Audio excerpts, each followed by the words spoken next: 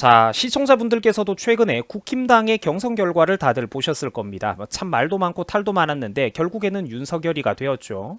자, 그런데 일단 다 집어치우고 떠나가지고 제 기준에서 일단 저 유튜버 얼음사이다라는 사람은 이재명이나 민주당만큼은 절대로 안 된다라고 생각을 가지고 있습니다. 반드시 피해야 되는 인물이라고 생각을 해요. 지금 여러분이 이 화면에서 보고 있는 이 발언은 재명희 형님께서 지난 2017년 대선 때 실제로 했던 발언입니다. 뭐라고 했느냐? 재벌들을 해체하고 전 국민들에게 토지 배당을 하겠다라고 했어요. 자, 무시무시한 발언이죠. 굳이 부연 설명이 필요가 없을 것입니다.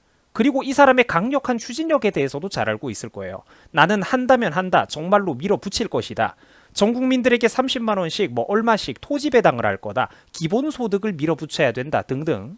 사실 이 이재명이라는 사람이 가지고 있는 그 굉장히 위험천만한 생각들, 정치 철학들, 대놓고 사회주의와 공산주의를 지향하고 극좌클릭을 하는 성향들, 다들 잘 아실 겁니다. 반대로 또 이 사람은 이거는 엄청 싫어하죠. 부자나 기업인들, 자본가들, 그리고 시장경제 원리에 대해서는 유전자 DNA 골수 차원에서부터 이 사람은 그거를 싫어하고 있습니다. 대놓고 그런 아우라를 팍팍 풍기고 있는 사람이죠. 정치 유튜브 채널까지 이렇게 찾아 들어오실 분들이라면은 이미 여러분들도 사실 이 재명희 형님이 남겼던 그 어마무시한 그런 발언들, 명언들의 어록들에 대해서는 몇 가지 정도는 아마 살면서 들어본 기억들이 있을 거예요. 자, 최근에 사람들이 경선 문제로 좀 많이 과열돼가지고 서로 다투고 감정 대립이 극에 달해 있는 모습들을 보면서 제가 참 여러 가지 생각이 들었습니다. 뭐 그분들의 논리를 100% 전부 다 제가 알고 있는데, 자, 그런데 우리가 잠깐만 머리를 식히고 이야기를 좀 해보자고요. 자, 물론 어떤 후보를 지지하든 비판을 하든 그거는 국민들의 자유일 겁니다. 그죠? 그리고 또 그 각 후보들에 대한 찬성과 반대는 순수한 여론들도 물론 있고, 또 이런 거는 국힘당이 당연히 앞으로 제발 좀 잘 수렴을 해가지고 능동적인 정당으로 거듭나야 할 것입니다. 자, 그런데 불안한 게 있어요. 불안한 거는 최근 국민들의 그런 순수한 비판 여론과는 별개로 2030 젊은 세대를 빙자한 조직적인 댓글 알바들, 여론 조작질도 지금 굉장히 대규모로 마치 제2의 드루킹 사태처럼 이루어지고 존재하고 있다라는 점입니다. 명백하게 여론 조작질도 지금 여기에 섞여 있어요, 여러분들. 이게 조금이 아니라 굉장히 많습니다. 대규모로 이루어지고 있어요. 원래는 우파 성향이 훨씬 강한 네이버 뉴스 댓글 여론 같은 곳에서도 최근 이것들이 툭 하면은 젊고 어린 사람들의 간판을 내세우면서 그 뒤에 숨어가지고 뉴스 기사마다 자기들 입맛대로 어마어마한 댓글과 추천의 배풀들을 만들어내고 있는데, 정작 이상하게도 조금만 우리가 머리 식히고 살펴보니까 뉴스 기사들의 그런 댓글 단 사람들 네이버 통계 자료를 살펴보니까 정작 그 분노하고 있는 댓글 내용처럼 20대와 30대의 분노가 아니라 우리나라에서 좌성향이 가장 강한 40대의 비율만이 독보적으로 압도적으로 나오는 이런 기형적인 그래프들을 우리가 여러 군데에서 확인을 할 수가 있다는 겁니다. 여러분, 이런 거 좀 이상하다라고 생각해 보신 적 없어요? 그때그때 한 정치인이 뜨거나 반대로 비호감으로 낙인이 찍힐 때 굉장히 좀 뭔가 일사불란하게 어떤 지휘체계를 가지고 그 여론이 거대하게 움직인다라는 생각은 살면서 한 번쯤 해보신 적 없습니까? 이런 거 바라볼 줄 아셔야 되거든요. 지금 사람들이 과열되어 있는 심정은 충분히 이해를 하는데 한 발자국 떨어져가지고 냉정하게 상황 파악해야 되는 게 우리가 지금 태산입니다. 할 일들이. 지금 이 떡밥과 관련해가지고 유튜브에서 댓글 알바들이 굉장히 많다라는 거예요. 다른 유튜브 채널들도 마찬가지입니다. 영상에서 그런 사람들의 다른 댓글 보기를 한번 해보면은 딱 그런 종류로 은근슬쩍 차라리 이재명을 찍겠다 이런 소리만 하는 사람들이 엄청 많습니다. 문제는 그런 사람들의 과거 다른 댓글 보기를 한번 해보면은 다른 성향의 댓글은 별로 없고 딱 그 소리만 하면서 실제로는 우파 세력 내에서 서로 간의 갈등과 분노, 분열만을 교묘하게 부추기고 있다라는 점입니다. 여러분들, 좌파는요, 여러분들의 상상 이상으로 무섭고 특히 비겁하고 치졸합니다. 자금 규모도 매우 크고요. 사회 여러 곳에 일사불란하게 뿌리내린 조직도 정말로 치밀하고 탄탄합니다. 그들은 절대로 여러분들이 알기 쉬운 방법으로 그렇게 허술하게 일하지 않고 절대 수단과 방법을 가리지 않고 매우 교묘하게 깊숙이 사람들 사이로 침범해 들어와서 분탕을 치고 여론을 흔들어 놓습니다. 기분이 과열되어 있다 보니까 다들 분위기가 뒤숭숭한 거는 알고 있습니다만 현타가 오실 때는 고개를 한번 들어서 찌뚜로 형님의 공약이나 그 사람이 평소 하고 다니던 말들을 좀 살펴보시기 바랍니다. 이재용의 수십조 재산을 몰수해야 된다라고 하죠. 2017년에 나왔던 기사라고 합니다. 여러분이나 여러분 부모님이 가지고 있는 그런 아파트나 부동산 같은 게 있을 거예요. 기타 사유재산 같은 것들, 그리고 내가 월급을 얼마 벌면은 앞으로 내야 되던 어떤 월 건보료, 또 세금 같은 것들, 준조세 그런 것들이 다들 많이 있죠, 살면. 그런데 문재인 정부 들어서고 나서 그런 공공자금들이 어떻게 됐습니까? 국가 공기업마다 적자와 손해는 어마무시한 폭으로 늘어났고, 반면에 여러분들 국민들이 내야 되는 세금이나 건보료 같은 준조세들은 얼마나 폭등을 했었는지 다들 기억나시죠? 지난 2017년 지난 대선 당시에 저를 비롯한 소수의 국민들이 목이 터지도록 문정부만큼은 안 된다 그토록 경고를 했었는데, 그때 당시에는 정작 수많은 국민들이 우리 같은 사람들의 말을 듣지 않았죠. 이미지와 뉴스, 여론의 양념질만 보고 넘어갔던 사람들이 그 성급한 선택의 결과가 바로 오늘날의 이 현실을 만들었다라는 겁니다. 여러분들 한번 생각을 해보세요. 이재명이가 당선되면 여기서 과연 상황이 더 좋아질까요? 아니면 훨씬 더 어렵고 나빠지게 될까요? 확실한 거는 흔해 빠진 국힘당의 고위공무원 출신의 그 뻔한 엘리트 코스 영감님들 아무나가 당선이 되어도 문재인과 민주당보다는 훨씬 더 낫다는 걸 이해를 하셔야 됩니다. 이 국힘당 애들, 걔네들은 겁도 많고 국민들의 눈치도 보고, 특히 과거 조국 사태처럼 그렇게 어마어마한 논란이 생기면은 당연히 그런 장관이나 정치인은 잘라버립니다. 애초에 논란의 당사자도 그렇게 뻔뻔하게 버티지도 못하고 스스로 백기 들고 정권에, 대통령에게 부담드려서 죄송하다라며 스스로 사표를 쓰고 나가죠. 이 국힘당 사람들은 그러니까 국민들의 눈치도 보고 지지층의 눈치도 보고 해먹더라도 적당히 해먹고, 재벌과 기업들에게도 최소한 지금 이것들보다는 개입과 간섭을 훨씬 더 적게 하면서 한미동맹과 미국과의 관계라든지 일본으로부터의 경제적인 협력, 핵심적인 산업 부품 원료들의 수입 등등 나라의 기본적인 큰 틀은 그래도 유지를 해놓으면서 해먹는 애들이라는 얘기입니다. 근데 민주당은 그 판 자체를 잘못됐다라고 뒤집어 엎어버린단 말이에요. 그래서 제가 이 무능한 국힘당을 평소 그렇게 미워하면서도 제 짧은 젊은 평생 동안 제가 계속 찍어왔던 이유라는 겁니다. 자, 전달하고 싶은 얘기가 많아가지고 제가 자료를 다 준비하지는 못했고 글을 읽어드리는 형식으로 한번 넘어가 보도록 할게요, 여러분. 자, 시청자님들 한번 냉정하게 생각을 조금 해보세요. 이 정당과 정치인들이 지지층의 눈치를 보고 신경을 쓰는 것은 당연한 것입니다. 물론 국힘당은 속 터지도록 둔감하기도 하고 무능하기도 하죠. 특히 양쪽 모두의 표를 받고 싶어 해가지고 제대로 된 소신과 철학도 부족한 영감님들이라서 걸핏하면은 어중간한 스탠스로 양쪽 모두의 표를 다 잃어버리고 차별화에도 실패하기는 합니다만, 자, 그럼에도 불구하고 그래서 국힘당이 과연 여러분들의 눈치를 많이 볼까요? 아니면은 이재명이 여러분들의 눈치를 많이 볼까요? 과연 이 재명이 형님이 당선되는 순간 듣는 척이나 할까요? 아니요. 오히려 적폐청산의 대상으로 삼고 킹패청산해야 된다, 킹득권들을 정리하고 손을 봐야 된다라고 하지는 않을까요? 팔뚝을 걷어붙이고 몽둥이를 꺼내들지 않는 거나 다행으로 여겨야 된다라니까. 이재명이 민주당과 좌파 지지층의 눈치를 봤으면은 봤지, 사실 이것도 본인이 수틀릴 때 제대로 볼지 의문입니다만, 자, 과연 재명이 형님이 국힘당이나 우파 지지층 여러분들 같은 사람들, 시장경제주의자들의 눈치를 과연 볼까요? 이재명이 과연 귀족노조의 문제점에 눈을 뜨는 날이 올까? 이재명이 과연 기업하기 좋은 환경, 투자하기 좋은 환경을 만들어줄까? 이재명이 과연 작은 정부를 지향하고 공무원과 공공분야 세금 지출을 아끼는 사람이 될까요? 공공분야 세금 지출을 아낄까, 이 사람이? 미국과 일본 같은 정통적인 그런 동맹국들, 자유진영의 경제적 협력국들, 우방국가들과의 관계에서 재명이가 과연 그 가지고 있는 철학과 말과 행동이 조심스럽게 될까요? 아니라는 거예요. 평소에 미국 보고, 주한미군 보고 점령군이라고 하고 그런 거 다들 아시잖아요. 과연 전통적인 우방국들, 자유진영 그런 친구 국가들과 조심스러운 행동을 할까? 아니라는 거예요. 여러분들이 잠깐만 열기를 좀 식히고 생각을 한 번만 해보라는 겁니다. 다들 머리가 과열되어 있는 감정은 충분히 이해를 합니다만 냉정하게 그래도 판단을 하셔야 됩니다. 저는 애초에 늘 말씀을 드렸다시피 국힘당에서 지지하는 정치인들도 딱히 없었어요. 자국민 우선주의 단 한 관점에서만 봐도 국힘당 정치인들은 그 백신 강제 문제 그런 떡밥만 봐도 그렇고, 국힘당 정치인들은 사실 제 기준에서 보면은 대부분의 정치인들이 우파에서 탈락입니다.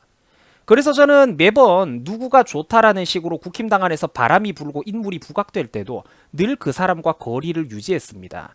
걔들이 사실 얼마나 소프트하게 대한민국에서는 중도 좌파에 불과한 사람들인지를 너무나도 잘 알았기 때문이죠. 얼음사이다 채널을 오랫동안 봐오신 분들은 잘 알겠지만 저는 국힘당에 대해서 격려도 반대로 쓴소리도 여러 번 해왔던 사람입니다. 그리고 저는 조금 특이할 수도 있는 게 각 정치인들이 가장 빛나는 전성기를 누린다 싶은 시절에 비판과 경고의 목소리를 합니다. 그래서 정치인들이 저를 별로 좋아하지는 않는 것 같아요. 특정 정치인 뒤에 줄을 잘 서가지고 뭔가를 얻는 게 목적이라면 그런데 이런 행동은 할 수가 없겠죠. 누군가가 가장 큰 전성기를 누릴 때 저 같은 행동은 할 수가 없겠죠. 저는 몇 년 전으로 시간의 수레바퀴를 되돌려가지고 홍준표 씨가 당대표를 하던 시절에도 그랬고 황교안이 당대표를 하고 있던 시절에도 그랬습니다. 아니 더 옛날에 이명박과 박근혜가 대통령을 하고 있고 정권을 쥐고 있고 당시 한나라당과 새누리당이 150석 이상의 과반 의석을 자랑하면서 강력한 힘을 가지고 있던 전성기 시절에도 그들이 가장 강력하고 주변에 아첨꾼들로 둘러싸여 있던 그 무렵에 저는 당대 보수당의 리더라는 사람들이 무엇을 놓치고 있는지 그리고 그들이 상대하는 좌파가 특히 얼마나 저 사람들이 무섭고 수단과 방법을 가리지 않는 사람들인지를 항상 경고할 따름이었습니다. 저는 항상 이거를 경고를 했어요. 지금도 젊은데 그때 나이가 얼마나 어렸겠어. 얘네들이 뒷공작을 저지르는 게 얼마나 무서운지를 그때도 항상 나는 경고를 했었다니까요. 누가 되든 저야 민주당은 애초에 사람 선택지에 넣지를 않습니다. 다만 국힘당에 대해서만 부디 정신을 좀 차려보라고 똑같은 주문을 계속 넣을 뿐입니다.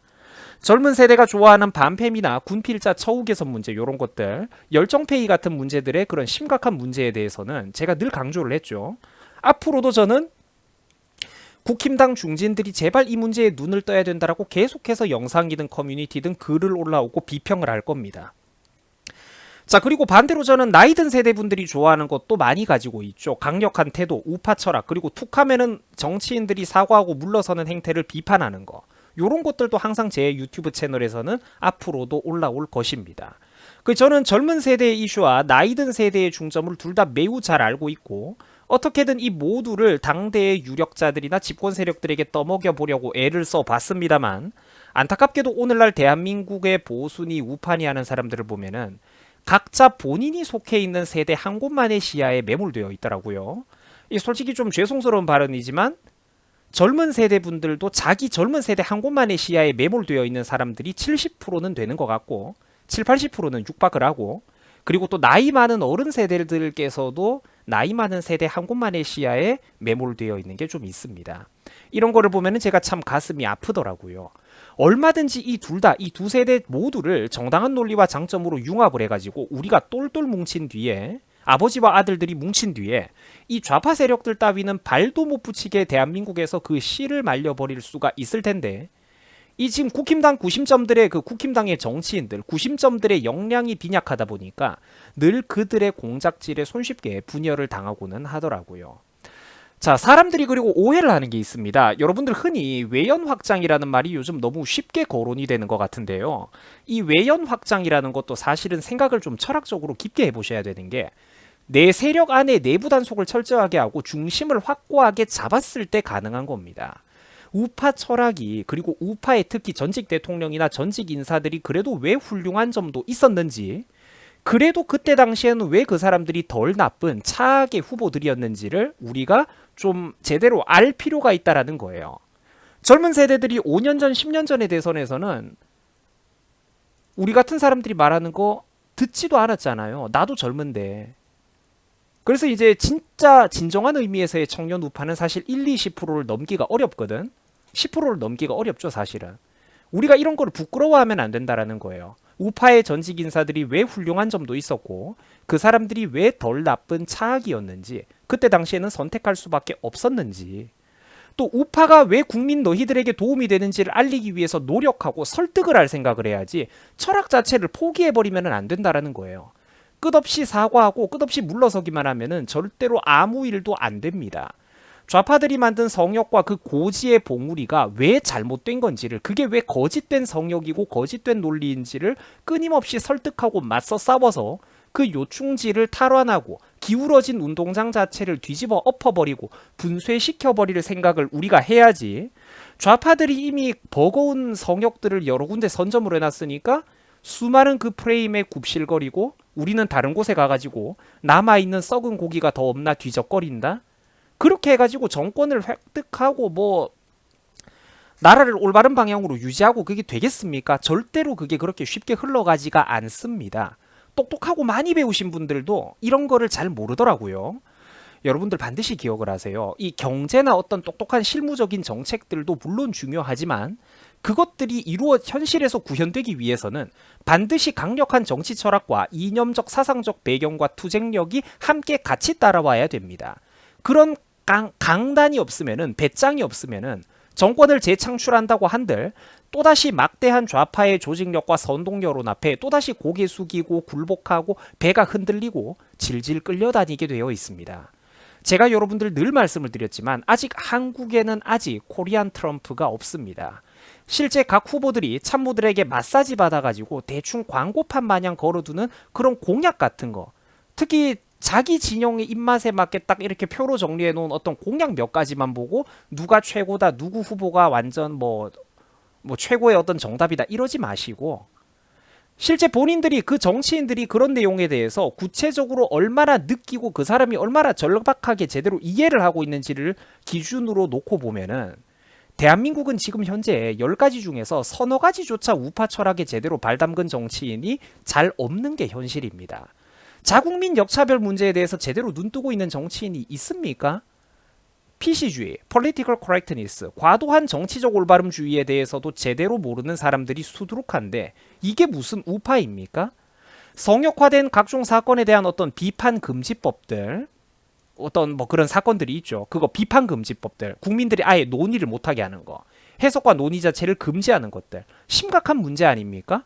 그리고 또 여러분들 이 백신 접종 강제 문제에 관해서도 그 서구 사회에서 요즘 논의되고 있는 어떤 그런 여러 진통과 열기들, 그 거대한 시위 세력들, 이런 것들 가끔씩 드물게 뉴스나 인터넷 커뮤니티에서 보셨을 거예요. 원래는 국힘당이 제대로 된 우파 정당이라면 이런 거에 대해서 공감대라도 표시를 해야 되는데 공감대는커녕 진지한 고민조차 사실 해볼 줄 잘 모르고 있죠. 문정부가 악의적으로 이용해먹는 정치적 방역에 함께 떠밀려 넘어가고 있죠. 여러분들 이런 얼치기들이 무슨 우파 정치인들입니까? 자, 그런데 다만 내가 국힘당의 문제점에 대해서 너무나도 잘 알지만, 자, 다만 그럼에도 불구하고 대놓고 이 친북 친중이 좋다고 난리치는 것들이 우리나라 안에는 있다라는 거예요. 미국과 자유진영을 싫어하는 그런 문재인 정부, 그리고 찌뚜로 및 기타 민주당 인사들보다는 저 무능력한 국힘당의 영감님들이 나으니까 내가 여기 꼰대들을 찍어준다라는 겁니다. 그러면서도 제가 항상 하던 말이 있죠. 제발 국힘당은 본인들을 지지해주는 사람들이 차마 어떤 심경에서 지지해주고 있는지를 제발 좀 알아야 된다라고 말이죠. 앞으로도 저는 계속해가지고 제가 믿는 방식대로 제가 믿고 있는 우파의 가치를 설파할 뿐입니다. 여러분들에게도 표현의 자유와 개인적인 의견의 자유가 있듯 저한테도 제 자유가 있는 거죠. 앞으로도 저는 제가 믿는 우파의 가치를 계속해서 설파해 드릴 것입니다. 저는 참고로 개인 대 개인의 관점에서 보자면은 인정도 많고 말도 좋게 하는 편이고 사람 간의 인연을 좀 귀하게 여기는 사람입니다. 인정이 있는 사람이에요. 절대로 모나고 제가 딱딱하고 이런 날 서 있는 사람이 아닙니다. 특히 제가 살면서 느낀 게 우리같이 좀 이 우파다, 조금이라도 이쪽이다 싶은 사람들을 만나면 저는 참 반갑고 최대한 우리가 좀 서로 힘을 합치고 늘어났으면 하고 바라는 사람이에요. MB 시절의 그 광우병 선동을 한번 생각을 해보세요. 4대강 선동은 어떻습니까? 천안함이 한때 이 자작극이라는 선동이 매우 강력하게 대한민국을 지배한 적이 있었어요. 최근까지도 문정부가 이거 재조사한다고 까불었던 거 여러분들 기억나시죠? 지금 나이가 어린 친구들은 잘 모르겠지만 10여 년 전 그때 그 시절 대한민국의 어떤 대학가, 그런 젊은 커뮤니티, 대학원 커뮤니티 이런 곳에서는 이 천안함이 북한의 소행이라고 말하는 것조차 버거운 시절이 있었어요. 그때 얼마 동안. 그리고 박근혜 시절에 있었던 그 치 떨리는 수많은 선동과 거짓말들은 다 어떻습니까, 여러분들? 저는 저런 문제들이 이 전부 다 어마어마한 것들이거든요. 광우병 선동, 4대강 선동, 이 천안함 자작극 선동이 연평도 사건 직전까지 얼마나 강력하게 대한민국 지배를 했는지, 그리고 박근혜 시절에도 있었던 그 수많은 선동과 거짓말들, 우리나라 국민들이 거의 90% 이상 뜨겁게 달아올랐던 그런 문제들입니다. 저는 저때 당시에 무슨 뭐 7대3, 8대2의 이런 싸움이 아니라 99대1의 싸움을 온 오프라인에서 너무나도 많이 겪어본 사람이에요. 진퉁 우파 중에 한 명이죠. 항상 저는 이 일에 속해 있던 사람입니다. 그렇기 때문에 이게 부심이 아니라 내가 무슨 말을 하는 거냐면은, 나는 어떤 대한민국 좌익 세력들의 선동이 가장 뜨겁게 달아오르고 성공적으로 이렇게 영향력을 끼칠 때 99대 1의 싸움을 너무나도 많이 겪어본 사람이기 때문에 조금이라도 대화가 통하는 우리 정상인들이 얼마나 귀한 분들인지를 너무나도 잘 안다라는 거예요. 그래서 내가 반가워하는 겁니다. 수적 열세라는 게 얼마나 두렵고 위험한지에 대해서도 뼈저리게 느끼고 있는 사람이에요. 하지만 그러나 내 생각을 남 눈치 보느라 할 말 못하는 사람도 아니라는 겁니다. 그렇기 때문에 저는 항상 제 유튜브 채널에 가는 사람들 안 붙잡습니다. 떠나는 분들 붙잡지 않아요. 그리고 반대로 내가 좋다고 오는 사람들도 막지 않습니다. 구독 취소하고 떠나셔도 여러분들의 자유고, 반대로 의견의 공감대를 형성하면서 어떻게든 그래도 자유대한민국의 그 신라 같은 뿌리라도 지켜보자, 이런 분들도 대환영입니다. 마지막으로 뭐가 어떻게 됐든, 이야기가 좀 길게 진행이 된 것 같은데 뭐가 어떻게 됐든 저는 절대로 이재명이나 민주당은 안 찍을 생각입니다. 자, 시청해 주셔가지고 대단히 감사합니다. 행복한 주말 잘 마무리를 하세요. 여러분들 고맙습니다.